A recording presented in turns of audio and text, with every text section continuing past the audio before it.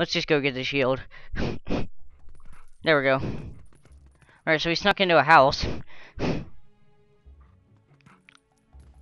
And Midna tells you jump up here. Found it. What'd you find? Well, if you look up, you can see it hanging on the wall there. That is that's the Ordon shield. It's wooden, it's cheap, it's a piece of crap. But we have a shield. And it'll be good for the first dungeon.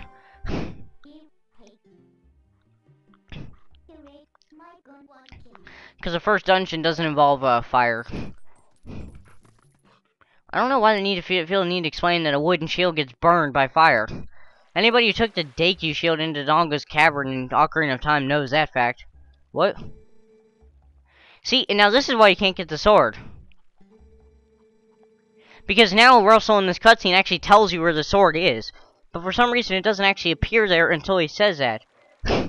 Now, also notice that you coming out of the house and splashing in the water triggers a cutscene where not only he says that, but he goes out to look for the kids.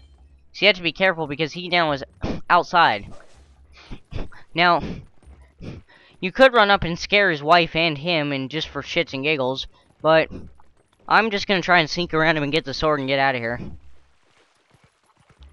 I don't know why this area is designed like that, where you have to actually trigger the cutscenes to get which item, because it's like he just, maybe it's understandable, because maybe he just put the sword there, but still, that's ridiculous. I mean, where was he the whole time then? Where were they then? How would they disappear outside the house? If they were in here the first time, how come I didn't see them?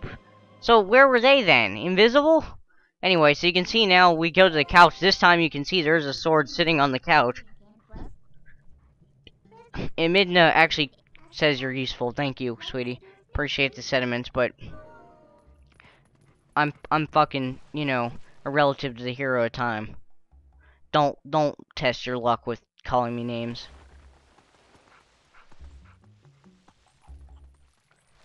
You will be amazed by what I can do. Oh, hey, let me talk to this chicken. Yes. True form of human at curling 10. How funny are you? How funny. That chicken also gives you a clue of the fact you can dig in under Russell's house if you couldn't figure it out. And now Russell, by the way, is all the way over there, so you just sneak around him like this, and you leave the village, and that's it. You got the sword and shield. Chicken's funny. Your true form of human's not currently in town. Well, technically, aren't I? Technically, I'm in town. I'm just not in human form. If that makes any sense.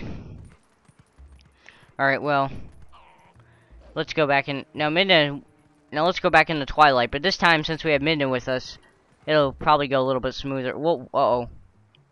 What? Now, as you try to go there, the light spirit from the Ordon light spirit tries to talk to you, actually. Well, I can't come to you. I can't see you. Why don't you reveal yourself? Oh, shit. Maybe that's why. A shadow being it approaches.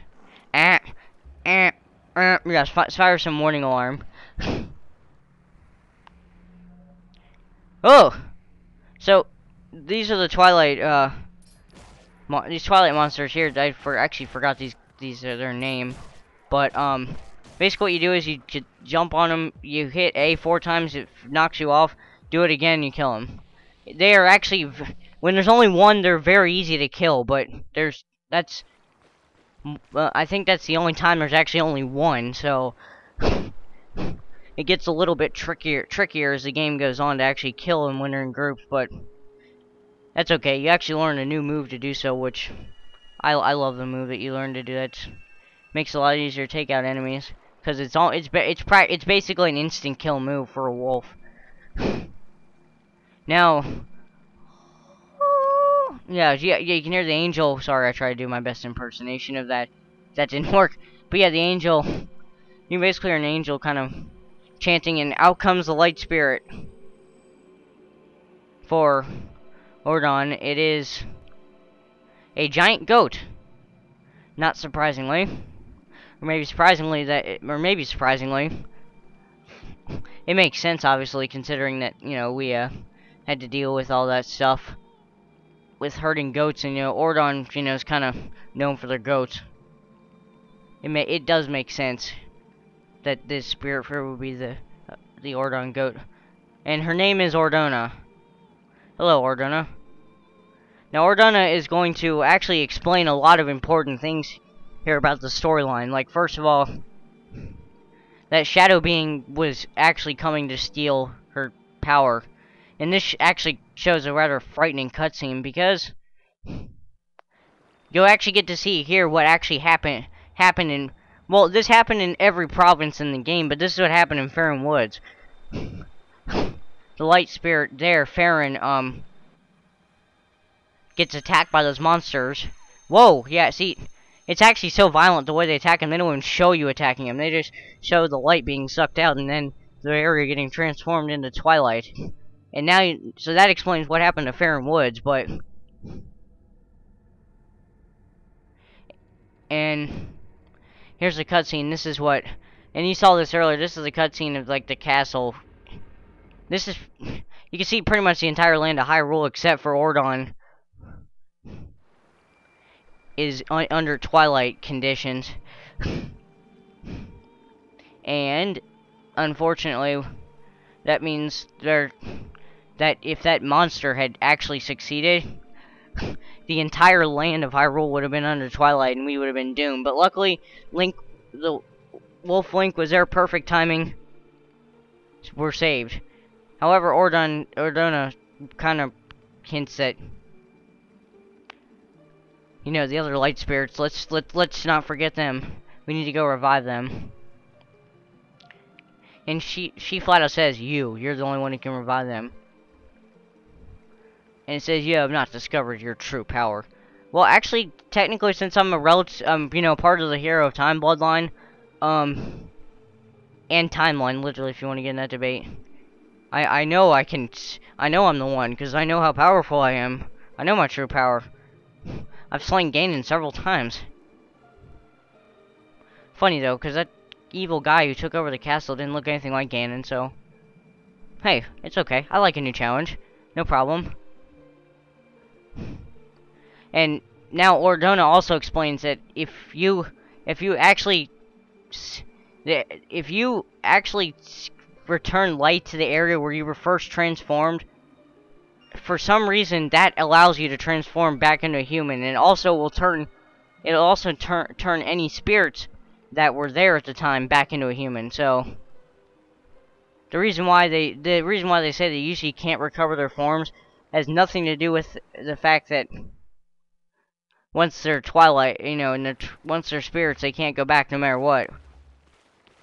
What that actually has to do with is the fact that most who get transformed usually, you know, they're spirits. They can't do anything. They can't save themselves. But obviously, since you're a wolf and your wolf has, you know, some interesting powers and attacks, you know, we might be able to do this.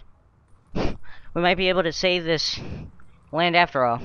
However, first off, here's a little bit of a flashback where we walk up to the Twilight Wall, which you remember you got pulled in randomly here the first time and got attacked.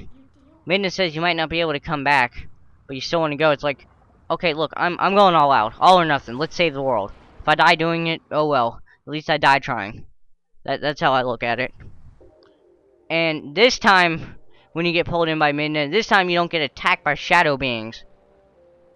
And this time it shows a cutscene of what Faron Woods now looks like. It's an absolute disaster, to be honest. And now she looks at the weapons and pretends to swing a sword for some reason. Almost cutting my head off. I think these things like, no, I don't actually. Especially not that piece of crap shield. And you threw it on my head, bitch. Thank you. Why don't you just burn the damn thing? I don't want that. However, despite the fact that the weapons you got in the real world are crappy according to her, even though she's obviously never heard of the Master Sword before, Oh, that legendary. She's obviously doesn't know the Legend of Zelda at all.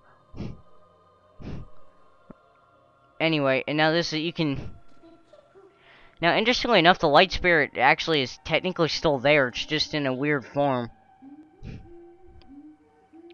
Don't blame me. Well, don't just sit there and lounge on my back then. Let's go. Well, I'm trying to, but you keep talking. I would love to snap to it and go save the world.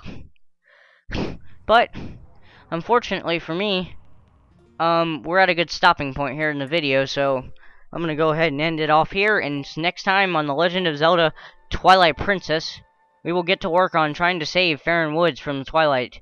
So, I will see you guys then. Bye-bye.